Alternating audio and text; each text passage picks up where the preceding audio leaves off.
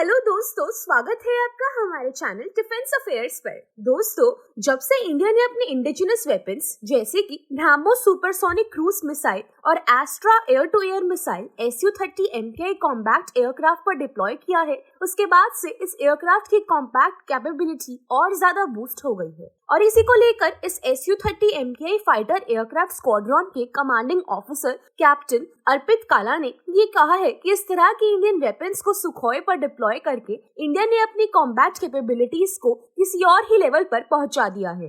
देखा जाए तो करीब 15 ऐसे देश हैं जो सुखोई 30 कॉम्बैट एयरक्राफ्ट के अलग अलग वेरिएंट्स को यूज करते हैं, जिसमें चाइना भी है। इसी के साथ रशिया, अर्मेनिया, इंडोनेशिया और अल्जीरिया भी ऐसे अलग देश हैं जो इस एयरक्राफ्ट के डिफरेंट वेरिएंट्स को यूज करते हैं। और अगर हम इंडिया की बात करें तो इंडिया सुखोई के 272 एयरक्राफ्ट्स को यूज करता है और इसी वजह से इंडियन एयरफोर्स सुखोई की सबसे बड़ी फ्लीट को यूज करने वाली फोर्स बन गई है। इसी को लेकर फाइटर पायलट ग्रुप कैप्टन अर्पित काला ने ये भी कहा है कि जो वेरिएंट सुखोई की इंडिया यूज करता है, इसमें इंडिया ने अलग अलग तरह की सबसे बेस्ट टेक्नोलॉजी और वेपनरी को डिप्लॉय किया है, जो न केवल अलग अलग देशों से मंगाई गई है बल्कि कई वेपन्स को इसमें ऐड करने के लिए इंडिजीनियसली बनाया भी गया है। अगर हम इंडिया द्वारा यूज किए जा रहे सुखोई SU-30 MKI बात करें तो इंडिया ने अपनी एयरक्राफ्ट में अलग अलग तरह की वेपन्स को इंटीग्रेट किया है। वहीं इसमें दुनिया के सबसे बेस्ट सेंसर्स और एवियोनिक्स को भी लगाया गया है, जिससे इस एयरक्राफ्ट की कॉम्बैट कैपेबिलिटी कई गुना बढ़ जाती है।